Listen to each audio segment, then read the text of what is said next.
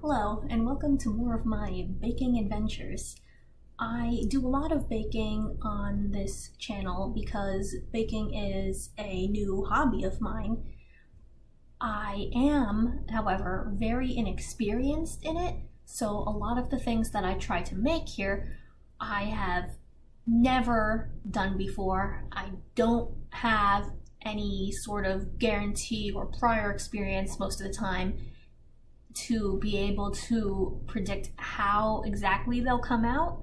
I mean, I generally trust that if I follow recipes, I will get edible food, but this isn't any sort of cooking channel or anything like that. I am trying these things out for the first time most of the time, hence the title, Adventures in Baking. All right, so I am American, and we have our national holiday on July 4th, Independence Day, the day that we broke up with England. I remember on the holiday, my family kind of joked a little bit like, "What? You didn't make any sort of American flag cake, Nikki?" Now, the reason I didn't make an American flag cake back at the beginning of the month was because we still had a bunch of leftover cake from my brother's birthday in June, and they kept complaining about all the cake, and I wasn't feeling super charitable about that. So instead of making any more cake and just inciting more of their complaints, I instead just kind of made some parfait type things with whipped cream and blueberries and some strawberry jello. But the idea of making an American flag cake stuck with me. So I started thinking about how to do it, what kind of strategies to use, and it really kind of got in my head like, that's something I want to try out. So now it's the end of July, but I am going to be visiting with some of my friends for the first time in quite a long time, and I thought I would bring a cake. So I'll make it an American flag cake, even though at this point that really doesn't have much relevance. Actually, one of my friends is coming home after living across the world for like 5 years fairly soon, so it would probably make more sense for me to make an American flag cake for her. But oh well, I'm doing it now. Besides, I have my own adventures to deal with on her cake because she is allergic to dairy and I have to figure that out. More on that in a later video probably. Alright, so one of the friends I'm going to see has said that she really likes very light cakes with strawberries and whipped cream maybe, rather than any sort of deep chocolate or whatnot. Like my mom likes chocolate, you know, different tastes for different people. So an American flag also has white stripes. I thought this was a good opportunity to try to make a white cake. Very light, white, fits perfectly. So I looked up online a recipe for a white cake, and I'm gonna try to make that now. So we'll see how that goes.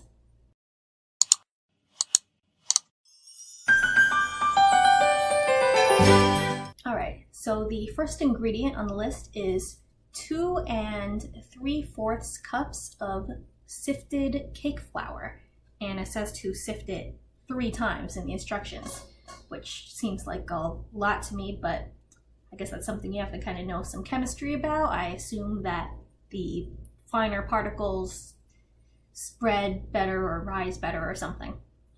Now, I don't have cake flour because as much as I like to bake, I wouldn't consider myself a baker, and it's not some product that I've ever really had to have on hand. So I looked it up, and apparently the difference between cake flour and all-purpose flour is that all-purpose flour has a higher protein content. I think it was protein. Was it about a week ago that I did this research? So what I'm going to do to try to make up the difference is for every cup of all-purpose flour, I'm going to replace 2 tablespoons worth of it with cornstarch, which means out of the 2 3/4 cup of all-purpose flour, a 5 1/2 tablespoons will be cornstarch. Get on my measuring cups here. Got 1 cup, 2 cups, 3/4 of a cup, and I'm gonna take out 5 1/2 tablespoons from that and put it back in the bag. Put in the same amount of cornstarch. I'll whisk that together, and there's my cake flour mixture. Next thing you do, I'm gonna sift this.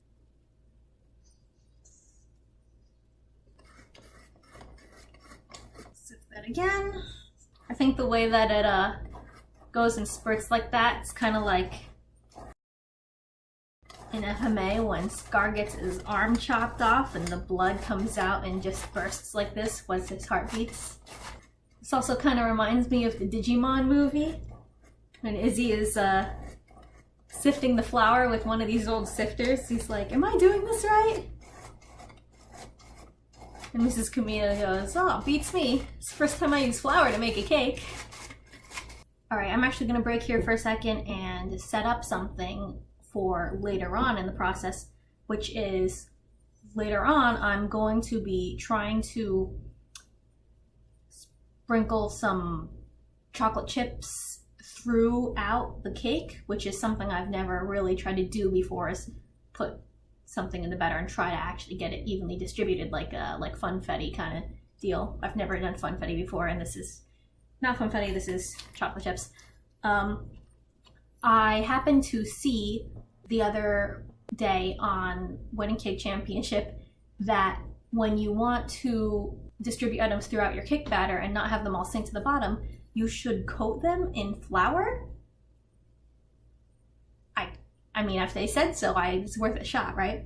And I was thinking, I don't want to add more flour than the recipe calls for because that would probably mess up the chemistry or something. So I'm gonna coat these in the flour I have here and then put them aside. So I guess I'll just take some of this flour, sort of toss these chips in these. I'm dropping some. Oh, I know, I'll put it through the sifter again. All right, here we go. Can't turn this crank with all the chocolate chips at the bottom, but hopefully I can just sort of nudge it down. Oops, this was a mistake. Let's dump this out and try again. Just a bit at a time. All right, that didn't go exactly as planned, but we've got our sifted cake flour now. I'll put these chips aside for later. All right, continuing with our dry ingredients, we've got 4 teaspoons of baking powder and 3/4 teaspoons of salt. Just gonna whisk those together quickly before we move on to our wet ingredients. All right, the next step in the recipe is to separate 4 eggs. We're gonna be using the egg whites and not the yolks. So I'm going to just crack this egg open. Whoa. Try not to break the yolk. Luckily I have this handy contraption which will help me to separate them.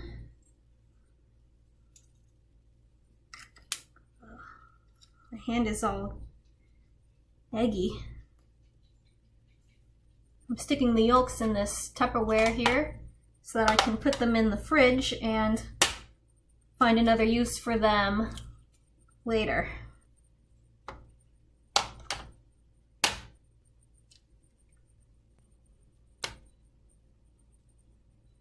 All right, the next step is to beat the egg whites into a meringue. So I'm going to beat these 4 egg whites until they're foamy. I'm gonna add 1.5 cups of white sugar and continue beating. I'm only gonna add part of this at first and then beat and then add some more and then beat some more. Beating the egg whites is really mixing air into them very quickly. And I don't really know my chemistry, but I think the air reacts with the whites somehow to just fluff them up. There's the rest of my sugar. So now I'm gonna keep beating this until it forms soft peaks. All right, so I finished mixing my egg whites. You can tell because when you kind of dunk something in and pull it out again, it kind of forms these little mountains, and these little peaks collapse right away, which I guess is what they call soft peaks instead of stiff peaks.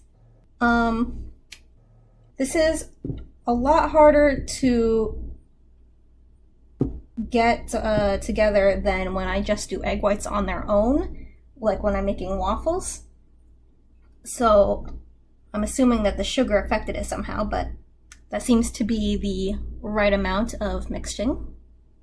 And I messed up. I was only supposed to beat half a cup of the sugar in with the egg whites, and I was supposed to use the other cup to make the remaining part of the batter with some butter and milk. So I'm not sure what to do now. I don't want to lose the 4 egg whites and the 1.5 cups of sugar. I mean, on one hand, it's all going together in the end. So technically, the finished cake will have all the sugar that it's supposed to have. But on the other hand, doing things in the wrong order might really mess up the chemistry somehow that I don't really know for sure. So at this point, I'm not really sure whether I should just go for it or if I should start over. So after some deliberation, I decided that I didn't want to try to mess with the chemistry of the cake and cause some sort of potential baking disaster, especially when it's a cake that's going to be eaten by my friends. Like if it was just for me or my family, I would be fine with it. I would just eat it myself if it was a messed up cake.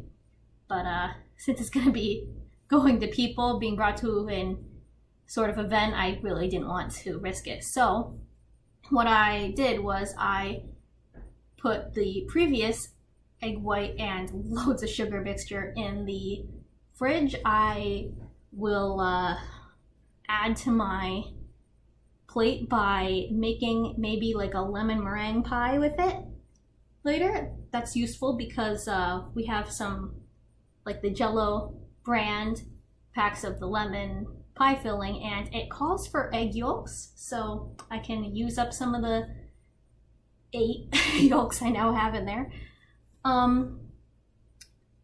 I remade the egg white mixture with the proper amount of sugar this time, which would normally mean that it's time to move on to creaming the butter. But while I was reviewing the recipe to make sure I hadn't messed anything else up, I noticed that in the first step, besides the flour being sifted before mixing it with the other dry ingredients, I was also supposed to sift them all again after they were combined with each other. So I'm going to be doing that. Now, at this point with all my mess ups, I have used most of our mixing bowls. So what I'm going to be trying to do is instead, I'm going to use this parchment paper while I'm sifting. So we'll see how this turns out. Sifting this flour yet again. How many mistakes can I make this recipe? I'm gonna lift the flour with the parchment paper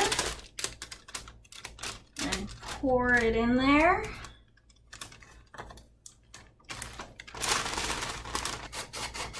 Number 3. And once more for good luck. And also transfer it to the bowl. My egg whites are re-beaten. My dry ingredients are re-sifted. Now, finally, it's time to move on to creaming the butter. And here I have yet another small setback caused by my inability to read recipes properly, in that it calls for 3/4 of a cup of butter, and I had only taken out of the fridge to thaw a bit, half a cup of butter. So luckily I had taken out another stick in preparation for the lemon meringue attempt that I'm gonna have to do after I finish this, to try to use some of that original mistaken egg white mixture out of the freezer though, so it was frozen. So I took half of that, I chopped it up into pieces, cubed it, I guess you could say, to try to get it to melt faster. And I also kind of ran this over the stove a couple times to mix them up, to try to soften it up a little bit without really melting it. I'm going to add my properly softened half cup of butter to that. So I wind up with 3/4 of a cup of butter total.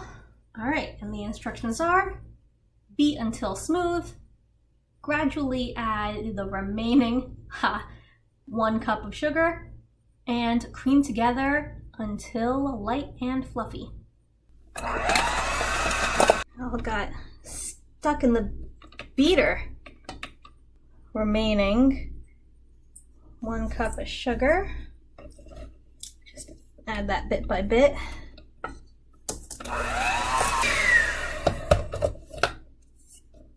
Now that I have my creamed butter and sugar, I'm going to alternate adding my sifted dry ingredients and 1.5 cups of milk, and beating as I go in order to do the next step of the batter.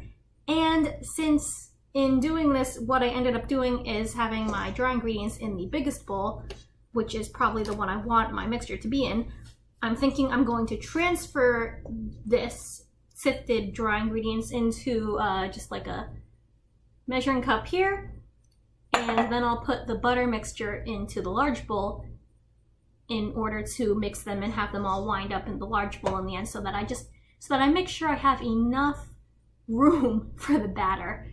I don't want to be halfway through the batter and then suddenly have not enough room and have it slopping over the sides of the bowl or anything. All right, here's my large bowl containing my creamed together butter and sugar. I'm going to be beating this and alternating the dry ingredients and the milk.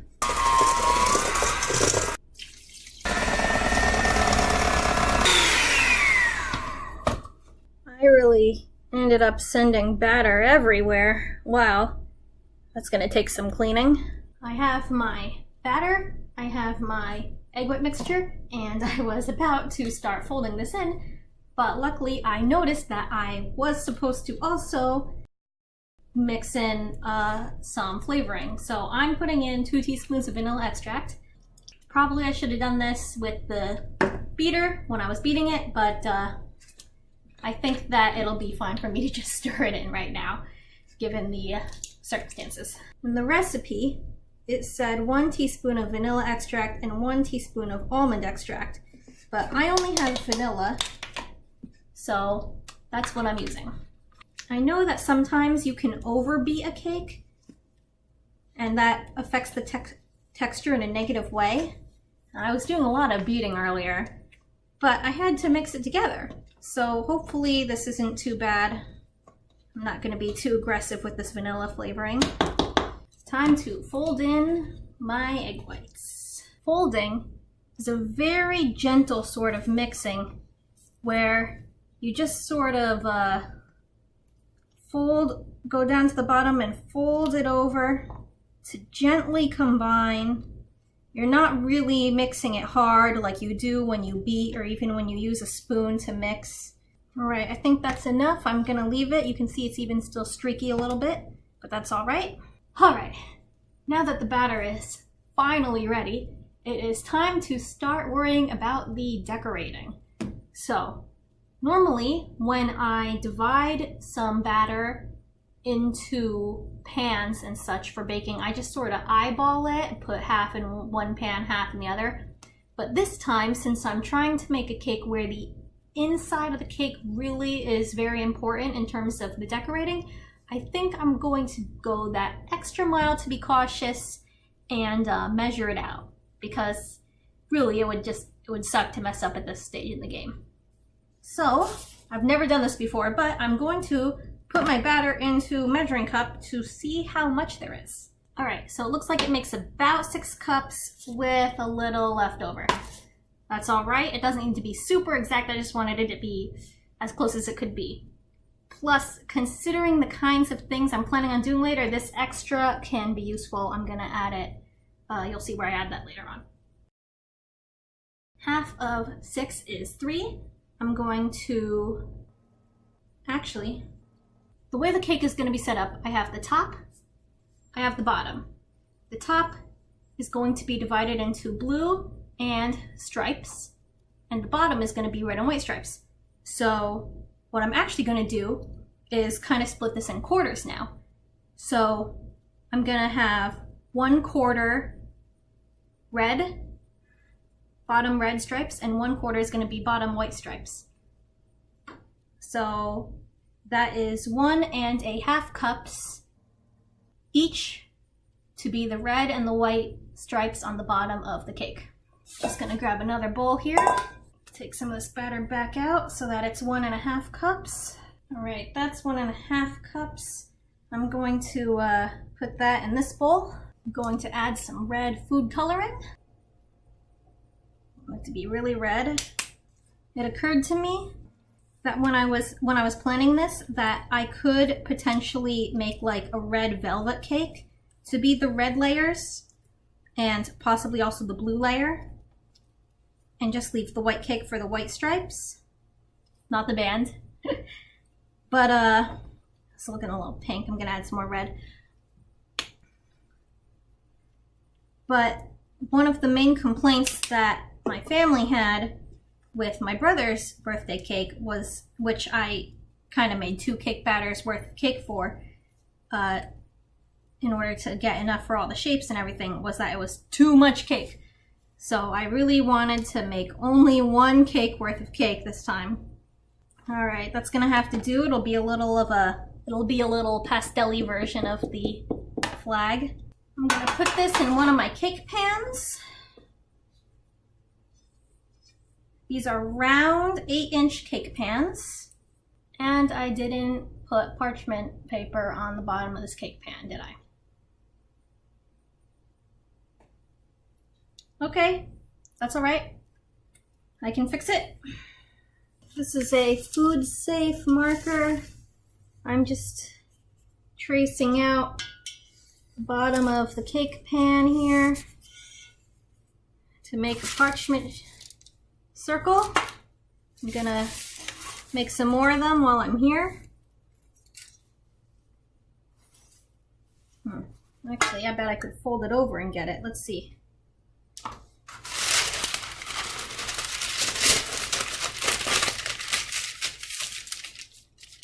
Well, not quite that way, but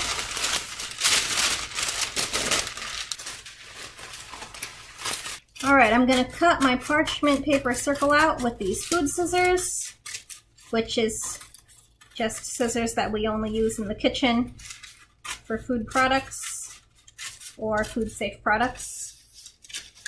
That should yield me 3 parchment circles. Oops. Go on the bottoms of my tin. So I'm gonna take one of these, stick it in there. I'm gonna transfer this one into this new one with the parchment paper on the bottom. Here we have another parchment circle and another pan. I'm going to measure out another 1.5 cups of the cake batter. This one gets to stay white because this is going to be the white stripes on the cake. Oh, there's a little pink in there. So these are going to become the stripes on the bottom half of the cake. Next, I have to do the top half of the cake.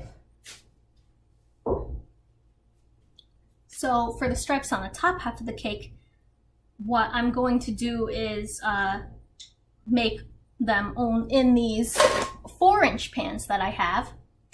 So once again, I'm going to divide the batter. Now this time what I'm going to do with the remaining little over 3 cups is I am going to take the 1.5 cups worth of batter for the half of the top that's going to be the stripes, and I'm going to divide that into thirds. So 2/3 of it is going to be red and 1/3 of it is going to be white. So let's see, 1.5 cups in thirds is 3/2 cups. So 1 cup of red and 1/2 cup of white. Oops, spilling on the counter. Gonna cut out some more parchment circles. These conveniently are springform pans, unlike the others, which are going to be a little bit more of a pain to get the cake out of probably. All right, so we've got our 1/2 cup of white, and I'm gonna turn this other cup of batter into some more red. Looks really gory before you finish combining it all. There's twice as much red as there is white because the way the flag is, there is one more red stripe than there is a white stripe. So what I'm going to end up doing is I'm going to be cutting this in half, getting 2 stripes out of this and having only 1 stripe out of the white. Finally, we've got our blue. I'm going to put all the rest of the batter is going to get colored blue. This should be a bit over 1.5 cups because there's the 1.5 cups is a 1/4 of the 6 cups we measured earlier, and if you recall, there was a little more than that left over, which is going to work out well for what I need to do with this blue. My blue coloring, oh, that's a nice blue. Look at that, I think that's going to come out pretty well. So I have watched multiple videos before of people making cakes with designs on the inside, like just over the ages, inside out cake videos and Canadian flag cake videos and just cakes with hearts in the center or cakes that look like Instagram icons, just for fun.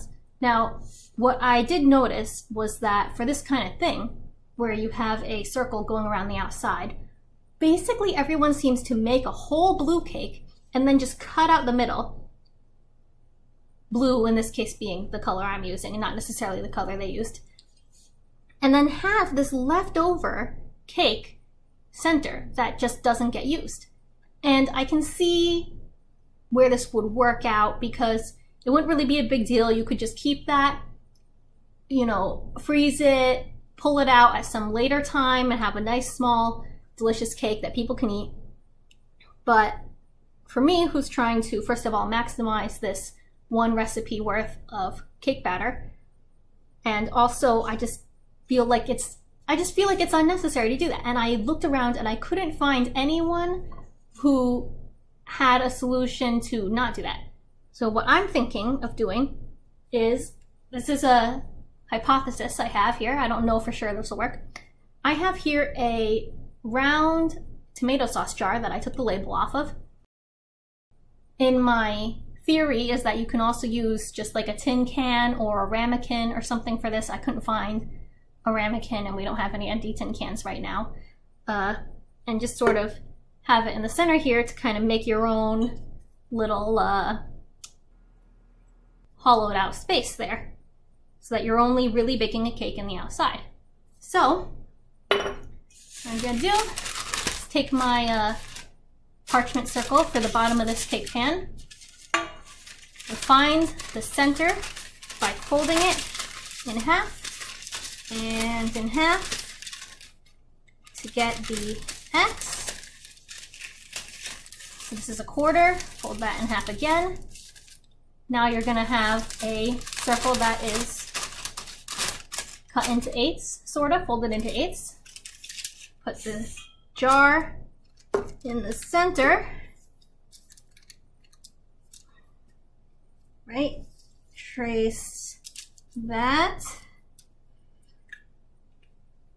And this time, instead of cutting it out, I'm thinking you can just kind of cut along these to make a star-shaped opening. So I'm gonna fold it up again. And I'm just gonna cut, I guess I could try to cut along the folds, but it seems like there's so many of them. Maybe I should cut in the center? No, I should probably cut along the folds just to be safe. Okay, I'm gonna have it at fourths.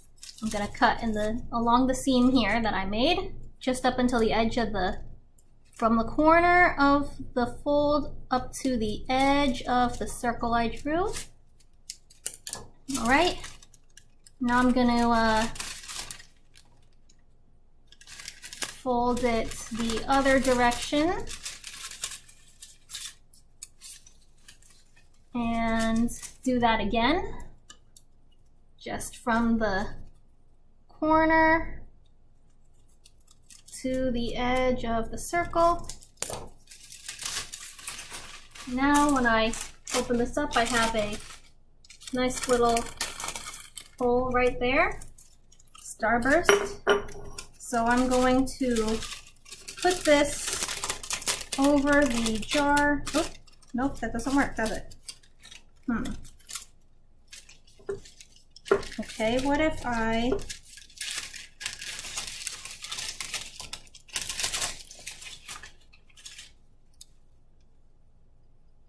you know what I think I did was I didn't cut this far enough. So I'm going to cut it a little bit farther on each spoke.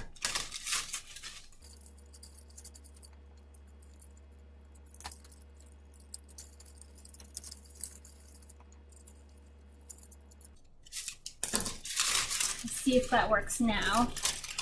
All right, perfect. So this is just going to go right in the center there.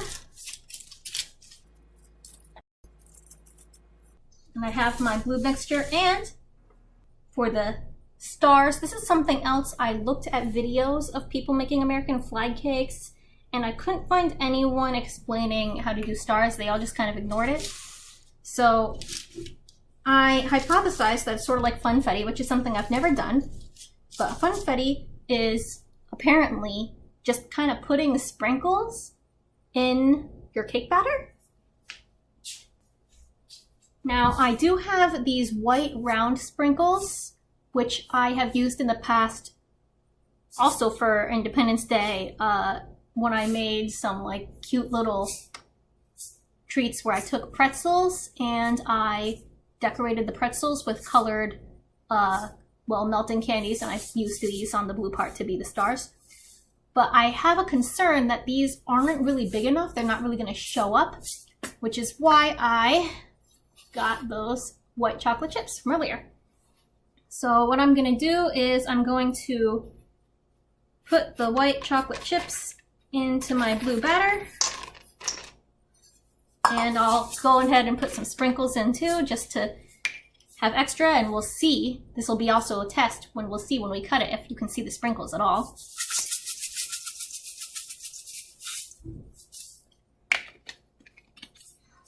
I'm just gonna sort of fold those in, just lightly combine.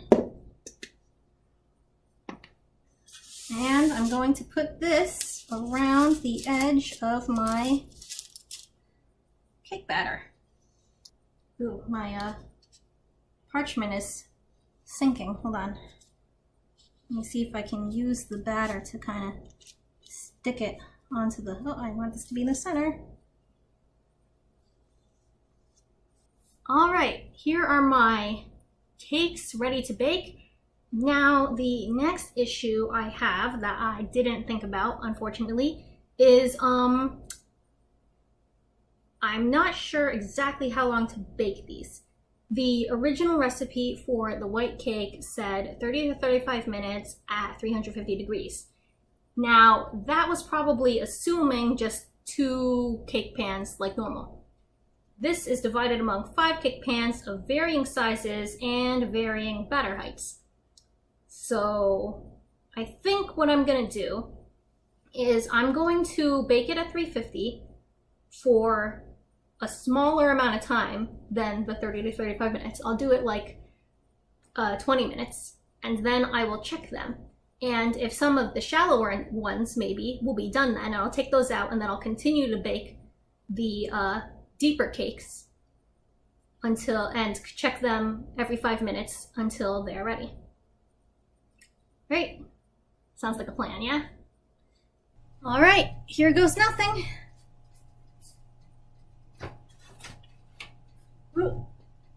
Hold on. It's not fitting.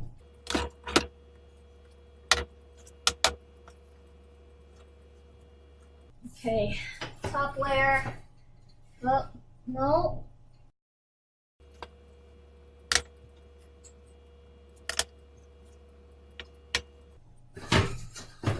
Let's take this out entirely.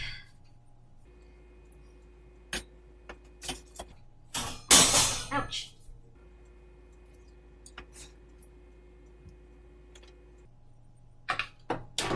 No.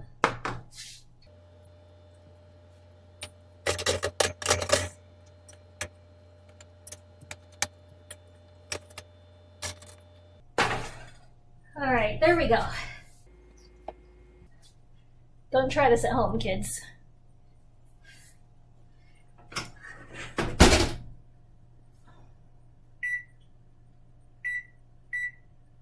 All right, while the cakes are baking, it is time to start on our frosting and our filling. So first of all, I'm gonna chop up some strawberries. I wanna cut them fairly thin and evenly because these are gonna be going in between the layers of my cake. All right, I'm gonna put these strawberries aside, and then I'm gonna make my frosting. For the frosting, in the interest of keeping this a very light cake, I'm gonna do something similar to what I did with the previous cake, which is, besides just making a straight frosting, I'm actually going to make about half a batch of frosting, and then I'm gonna make some whipped cream, and I'm gonna fold them into each other so that it'll be really nice and light. The go-to frosting in our household is cream cheese frosting. And if you want it to be a little thicker, I have read the key is to also add butter and sifted confectioner sugar. Now, I kind of have seen the end of sifting for one day, but I guess I might as well. Anyway, so what I'm gonna do is I'm gonna put some cream cheese in here. And just half a stick of butter. I'll use the other half of the butter that I used for the batter. So this is 1/4 cup of butter right now. The recipe that I originally have for cream cheese frosting was equal amounts of cream cheese and butter, but I mean, gotta have more cream cheese than butter in a cream cheese frosting, right? Luckily, frosting, unlike baking, doesn't need to be an exact science, so I don't really need to measure anything when I'm doing this. I can just sort of eyeball it and taste it every now and then and see if I think it needs more or less of something. I'm gonna add a little bit of vanilla extract as well. Possibly I should have creamed this cream cheese and butter together before I added the powdered sugar, but I guess it's fine. All right, here's the cream cheese mixture. Now I'm going to pour some heavy cream into a bowl and beat that until it becomes like a unflavored whipped cream. I'm saying unflavored because normally if I make whipped cream by itself, I would be adding sugar and vanilla extract to the heavy cream. But since this is going to be added to this cream cheese frosting that already has sugar and vanilla extract and whatnot in it, this is just going to be a plain cream that's going to be meant to lighten this one, make it less sweet actually, to help with the lightness aspect.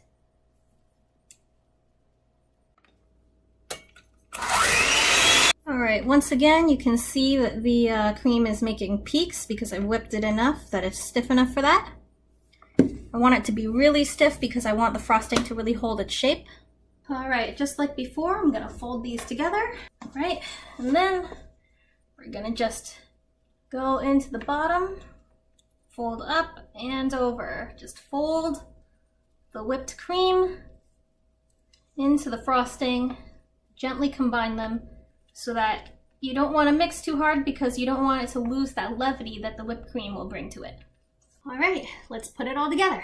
Alright, I'm just going to run this spatula along the sides. I have a burnt area over here. That's not good. Okay, parchment paper comes off. Ooh, look at that. The white layer looks alright. There's the jar. That worked out pretty well. This kind of looks like all the chips might have sunk into the bottom. But I guess we'll see when we cut it. I was initially planning on cutting these in half so that I had a whole bunch of stripes, but they came out pretty thin, so I'm thinking this is going to be a red stripe, a white stripe, and then we'll have a red stripe and the white stripe and then another red stripe. Yeah. These layers came out pretty flat, so that's good. These have domed a bit as they cook, so I'm going to cut this dome off. And this one I'm going to cut in half. So we get red, white, red, white, red. It'll be a 5-striped flag. Let's start with the bottom red layer. And this red layer has this little burnt part of it, so I'm just going to kind of cut that off. It's a little bad looking. Just going to put some strawberries here. Oh, you know what? Here's how we're going to do this. I'm coloring some of this frosting red. So I'm going to take some of this red top that I cut off and use that to replace the part of this cake that I had to remove. And I'll use the frosting to kind of glue it together. Put this frosting on this layer, put a bunch of strawberries on here, frosting on top of those strawberries, white cake layer on here, some more frosting, white this time to match the white cake layer. Ugh. There we go. And this needs to be a little bit deeper actually. It's awfully messy, isn't it? People on television always make their work look so neat. Carefully, oops, apply the blue frosting only on the sides of the blue cake layer here. Again, make sure it's not in the center. Alright, so we've got white frosting in the center and blue frosting on the sides. Going to put some more strawberries in. A little of the pink frosting. Red cake layer. Oh, that's about level with the blue, isn't it? That's not what I wanted. Alright, I'm gonna have to squash this a little bit, maybe. Alright, let's just make it work. Oh boy. That's not right, is it? I could take these off and leave it as a 3-striped cake. I'm gonna add some of the blue frosting here. And I'm gonna see if I can try to make up some of this cake with the part of the blue that I cut off earlier. Yeah, this isn't gonna work. Alright, take these off. It's gonna be a 3-striped cake after all. Can't I leave the white in there at least? No, too tall. Alright, well, that didn't turn out as hoped. Oh well, let's frost the outside, I guess.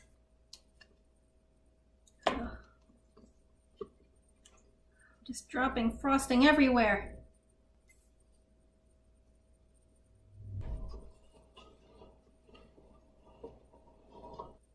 I'm actually gonna pop this in the freezer and hope that helps it firm up a little bit before I put the next coat of frosting on. I would just like to clarify, by the way, I have been washing my hands in between basically every step of this video. So if you thought it was unhygienic or something when I was throwing the cake around, pushing it down, I swear to you, I've been washing my hands, so no need to worry about that. All right, let's finish frosting this thing. I think I'm going to apply some red frosting on the bottom here.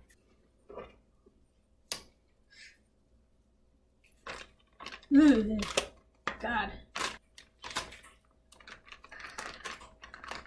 I'm gonna go ahead and put the white frosting in a piping bag, actually. In the middle here. And some blue on the top. Put another layer of white on the top.